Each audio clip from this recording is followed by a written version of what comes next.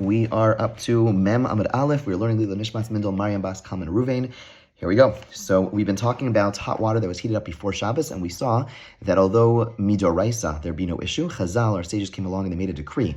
They were concerned that as we'll see what this concern is soon, but we alluded to it earlier, and that is that there are some people who were scheming, people who worked in bathhouses, and they pretended that they did not heat the water up until on Shabbos, but really they heated up the water before, or they played around with the fire on Shabbos. In other words, they did something wrong, and because of that, Chazal, our sages, came along and made a broad decree prohibiting a person from using water that was, even if the water was heated up before Shabbos. So in other words, let's say I take the water out of my urn, or I put my boiler, fill it with water, my urn is, my hot water boiler is filled with hot water, and I turn it off. So it's just sitting there with the hot water, and I want to use it on Shabbos. I cannot do so. Even though there's no melacha, I'm not heating up water, I'm still not allowed to bathe with that water. The question is, what are the parameters of this decree?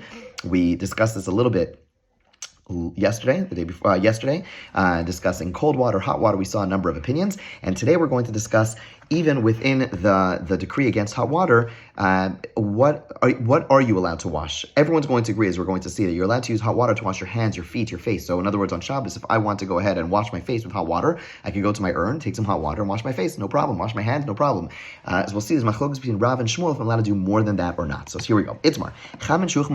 You have hot water that was heated up before Shabbos, like a kettle or an urn. Rav Amar, lemachar rochitz ben kol gufo, aver aver. Rav says, I'm allowed to wash my entire body, but only limb by limb. I can't do it all at once. I have to do it limb by limb. Shmuel Amar, lo itir lirchotz el panav yadav raglav. Shmuel says, no, I'm only allowed to wash my hands, my feet, my face.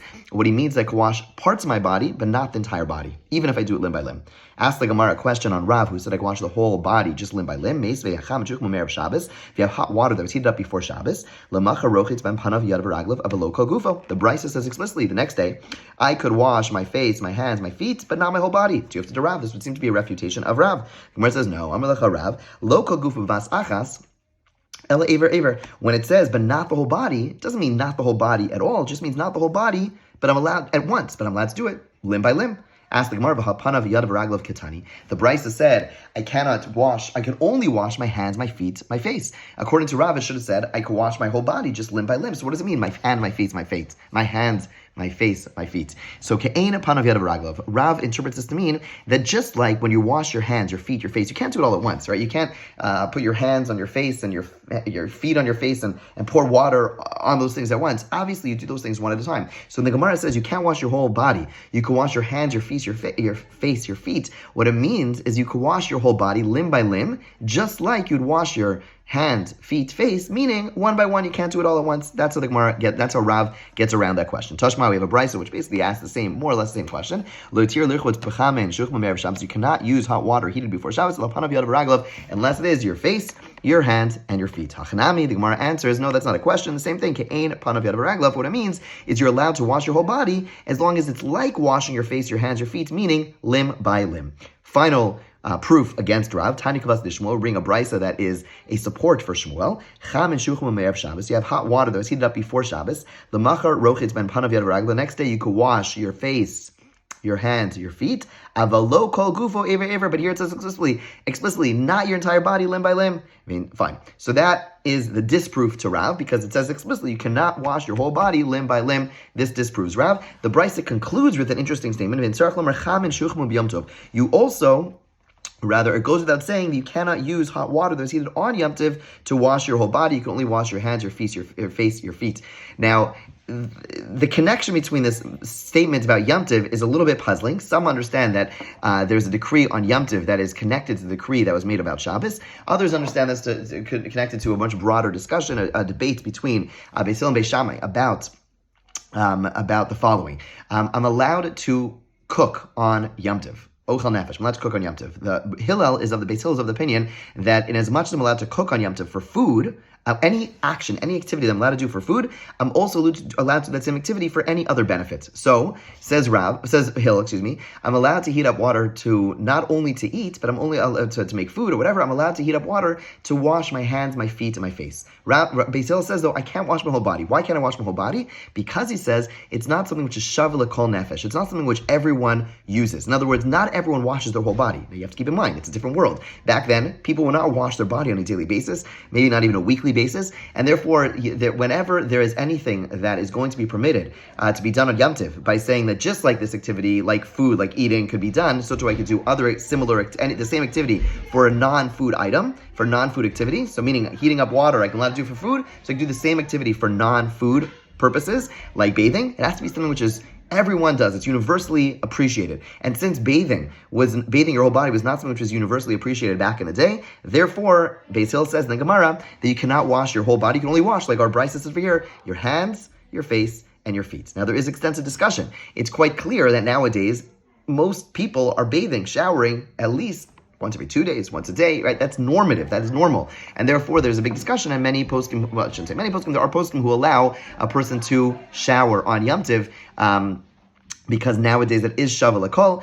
There are challenges when it comes to putting on shampoo. That's really the biggest challenge when it comes to showering. The issue being schita. If I go ahead, my hair's wet, and I put shampoo in and I squeeze in the shampoo, I'm squeezing out the water, that's a problem. That's schita. That's squeezing out. We're going to talk more about schita in the future. Similarly, when I pull the shampoo out of my hair, then it's also schita. I'm squeezing my hair, I'm pulling water out, I'm pulling the shampoo out. That's also a matter of schita. So the way to do it, if you want to use shampoo on Yom Tiv, you're taking a shower as you put shampoo on your hair while it's dry, and therefore there's no schita, and nothing's getting pulled out. And this doesn't work if you have very, very thick hair. I don't have that issue. But basically what you do is you sit under the shower for 2 minutes, and you let the shower pull the water out. You can't scrub the shampoo out, but if the water is able to do it to you, again, that only works for people with shorter hair or very little hair. People with thicker hair, especially women, it's much harder. Drying your hair is not an issue. There's a mistake. People think that there's an issue of schita when using a towel. That's not true. Just like I dry my hands with a towel, I'm allowed to dry my body with a towel. The only issue with there, because the water is getting absorbed into a solid item into my towel, that's not an issue. The only issue would be, and this is going to be also more of an issue with people with long hair, is if the towel gets very wet, then there's an issue of handling a towel that's very wet because of a concern that I might squeeze it out. But if you're able to, certainly let it pat dry, if it's a very thick and plush towel that normally doesn't get soaked through, then you could certainly use such a towel on Yom Tiv as well. Okay, let's get back to Shabbos. Rav Masle la Lahashmaita de Rav V'hai Lishna. There's another version of Rav. Again, a moment ago we just had a Rav saying that I'm allowed to bathe or allowed to wash my body with hot water that was heated up before Shabbos, limb by limb. Here we have Rav saying, I'm allowed to, if I have water that's heated up before Shabbos, I'm allowed to wash my whole body, as long as I leave one limb out. So I could go into the shower, stick one hand out the window, out the door, and I can wash my whole body. That's fine. That's Rav's opinion, and that's a different version, right? That's a more lenient opinion. According to the first opinion, I can wash my whole body, but limb by limb. Here, I can do the whole body at once, but I just have to leave one limb out. Now we ask all those same brises, all the same questions we had before, and here you can't see the same answer. Again, what did the brises say? The earlier brises said, I can't wash my whole body. I can wash limb. I can wash my hands, my face, and my feet. So earlier we said it means just like my face, my hands, and my feet, I wash limb by limb. That's what it means. That's how we reconciled for Rav. But here you can't say that, because here he's saying you can wash your whole entire body. You just have to take one limb out. How do you read those words in the Bryce that says I can't wash my body, only hands, face, feet? It doesn't fit. Okay, fine. So you have to, therefore, Rav's approach is refuted. Okay, and then we have an interesting follow-up discussion. Amalei Rav Yosef le'Abaye. Rav Yosef turns to Abaye and says, Rabba, Mika Avi Kishmaita de Rav. Did Rabba follow Rav's ruling in practice or not? Amalei le'Edana. Abaye says, I don't know if Rabba did or not. Mighty Baile. So I'm going to ask, what's the question over here? Pshita, lo avidaha itosaf. Obviously, Rabba did not go like Rav. The Gemara a moment ago just disproved it. So obviously, he wouldn't hold like it. So the Gemara questions, maybe Dimalo Shmile, maybe Rabba didn't hear the fact that we had these questions on Rav. He knew Rav's opinion. He didn't know that they were disproved, and therefore maybe he held of it. So it says the Gemara, Vish lo Shmile vade avid. But if he didn't hear about them, if the assumption is he didn't hear about them, then he certainly did follow Rav. Why? Because Abai said, "Kol mili demar avid karav." Rav, all the matters my master, meaning Rabbah, he always acted like Rav. Then there's no question anymore. In other words, if he didn't know about the refutations, he would always hold like Rav. So certainly he did hold like Rav. So which one is it? If he heard about the refutations, he certainly wouldn't hold like him. If he didn't hear the refutations, then he certainly would hold like him. Now, let's just finish Abai's statement. Abai said, "My teacher Rabbah always went like Rav." With the exception of 3 times where he went like Shmuel. Rav and Shmuel are colleagues. They argue with each other often. And Rabbah would always go like Rav with the exception of 3 scenarios. What are those 3 things? If you have tzitzis, you're allowed to take them off from one piece of clothing and put them on another. Rav says you can't do so. Shmuel says you are allowed to do so. We're not going to get into why right now. This we saw earlier. You're allowed to light a Hanukkah candle from one to the next. In other words, you could light. You have a candle number 1. You could use it to light candle number 2. And the halacha follows like Shimon in the matter of dragging a heavy bench. Rav Shimon is of the opinion that davar shemiskavin is mutter. That's something which you don't intend to do, even if it happens. It is not. You're not chayav for. In other words, you have a bench. You're dragging the bench outside. The reason you're dragging the bench is I want the bench from go to point A to point B. Now, while I'm dragging it, I end up digging a bit of a furrow, and that is charisha. That's plowing on Shabbos, which is asur. But since it's not my intent, Rav Shimon says it is mutter, and Rav does not agree. Shmuel does, and there Rabbah ruled like Shmuel. So the Gemara basically, let's just go back to our discussion. So what's happening over here? So the Gemara is saying, when Rav Yosef asked Abaye, what did Rav do? What did Rabbah do? Did he hold like Rav? Again, if the assumption was he didn't know of the refutations, then as the Gemara is saying right now, then he certainly would hold like Rav. Right? So what was the question? So the Gemara says no. Kechumre de Rav Avid. When Abai said that Rabbah always goes like Rav, it means he always goes like the stringencies of Rav. Kikuli de Rav lo Avid. But he doesn't always go like the leniencies of Rav. Over here, Rav and Shmuel's machlokas, in their debates, Shmuel is the more stringent view, Rav is the more lenient view. Shmuel's saying you can only wash your hands, your feet, and your face.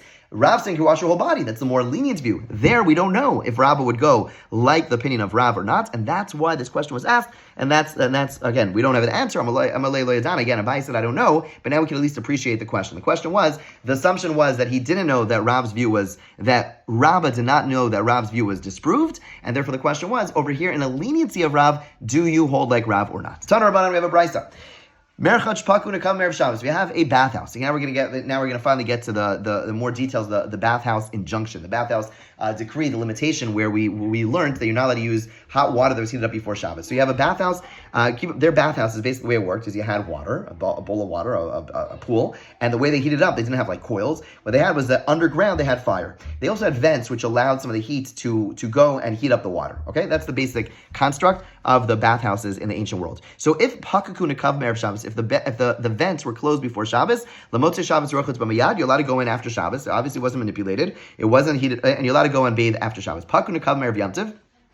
If the vents were closed on Erev Yom Tov, and the Mefarshim say not only Erev Yom Tov but also Erev Shabbos, L'machar Nechnas Umezia, you're allowed to go in and take a steam bath, what we call a schwitz. Okay, that's one of the ways they bathe. They bathe not only by, well, it's not really a schwitz, but basically what they would do is they would steam, and they would go in and they would bathe themselves with steam. Okay, another way of bathing back in the day, not so typical nowadays, but those are the two ways. So basically what we're learning is if the vents are closed, there's less of a concern that people are going to mess around, and therefore you're allowed to take a steam bath. And then you could go out, and you could rinse yourself off in the outer chamber. Okay, you could pour water on yourself. We're going to assume, based on different Rishonim, that we're going to talk about, you're allowed to pour cold water on yourself. Don't do it in the inside of the bathhouse, because people are going to see you pouring cold water. You're going to come out wet. They're going to, you took a bath. You're not allowed to go into the water. No, pour the cold water in the outer place where people will see you. There'll be no concerns. Rav Yehuda, Ma'asav Merchas of Bnei Brak. Rav Yehuda says there's a story in the bathhouse of Bnei Brak. Okay, so there's the Seder in the Bnei Brak, and here we have the bathhouse of Bnei Brak. Shepaku Nukam Erev Yom Tov. The vents have been closed before Yom Tov. Lamachar Nechlas Rabbi Elazar ben Azariah Rabbi Akiva Be'eziyubo. Rabbi Elazar ben Azariah and Rabbi Akiva, they entered into this bathhouse and they took a steam bath, which was totally allowed, as we just saw. And then they went out and they rinsed themselves off. They poured cold water on themselves in the outer chamber. Okay. In that case, the tub of hot water was covered with boards. Okay, when the Chacham heard this story, they came along and said, even if it wasn't covered, even if the water wasn't covered with boards, it would still be allowed. What's going on over here? What's going on is sometimes you have a story where a great Rav does something, and people want to learn from that story. It's important that we clarify, like, all the details. So in this story, it happens to be that the tub of water was covered with boards. Now the students see this, say, it must be if I want to go and get a steam bath in a bathhouse, the only way I'm allowed to do so is if I cover it with boards. So the Chum, when they heard the story, said, don't make that mistake. Yes, in that case that happened, but had the bath not been covered with boards, it would also be mutter, no problem. Okay, Umish, however, and here's where we get to the sinners, and why we had to have these decrees. Umish Rabu over Avera, he's Chilul Esar, when there were more sinners. We'll see what the sinners were doing in a moment. They started to forbid even steam bathing. However, in a public bathhouse of a large city, you're allowed to go through, and no one's going to think you used a steam bath. Okay, we'll come back to that as well, what that means. My over here, what are the sinners? What are we talking about over here? People used to bathe on Shabbos in hot water that was heated up before Shabbos. The bathhouse attendants began heating the baths on Shabbos itself and saying that they were heated before Shabbos. In other words, no one would know the difference. You come in, you're upstairs, downstairs, who knows what's going on, right? You don't know what people are adding fuel to the fire and mixing in hot water and cold water and who knows? You don't know what's happening. And therefore, people, the bathhouse attendants, to make sure that they had a good hot bath, they would go ahead and be Mechal Shabbos. And therefore, Chachamim said that even hot water heated up before Shabbos you can't use on Shabbos because sometimes people are scheming, and we don't want that to happen. But they allowed steam baths. But what would happen? People would go ahead and still bathe in hot water that was heated before Shabbos, which was against what the Chachamim said to do. When they come out of the bathhouse, they'd be a little wet. You ever go through steam? You're wet. And they'd say, we just took a steam bath. We didn't take a hot bath. No, we just took a steam bath. Therefore, the Chachamim came along and said, okay, new decree. You can't take a steam bath. But they still allowed going into the hot waters of a hot spring. They mentioned Tveria, but it's true, any hot spring where there's no Chil Shabbos possible. You can't heat up the waters.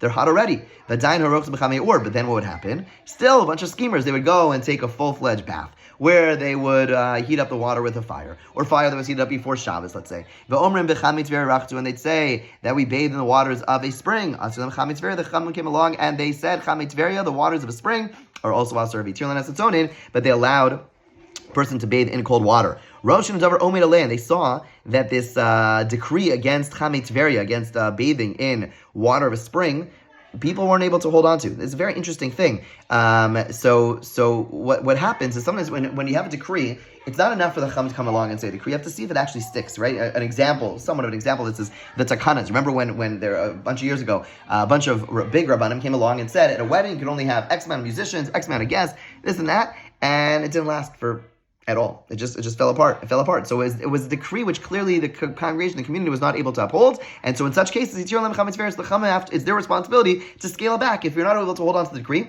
you got to pull back. So therefore they said, okay, the hot water springs you can still use, but the decree against steam bathing remains in place. Okay, now we know the story behind the different levels of decrees. Basically, people kept on people kept on using hot water that was heated up before Shabbos, which they said, it's just the rabbis, therefore we could do it. And they were not allowed to do so, and they were claiming something else was happening, and therefore we had these layers of decree, including steam bathing, etc. Amarava, Haiman to Avid Rabbanan, a person who goes against a Isser Durabanan, Shar Mikra Le Avaryana. The person is called a sinner. There's an interesting discussion around this statement over here. The Ramban and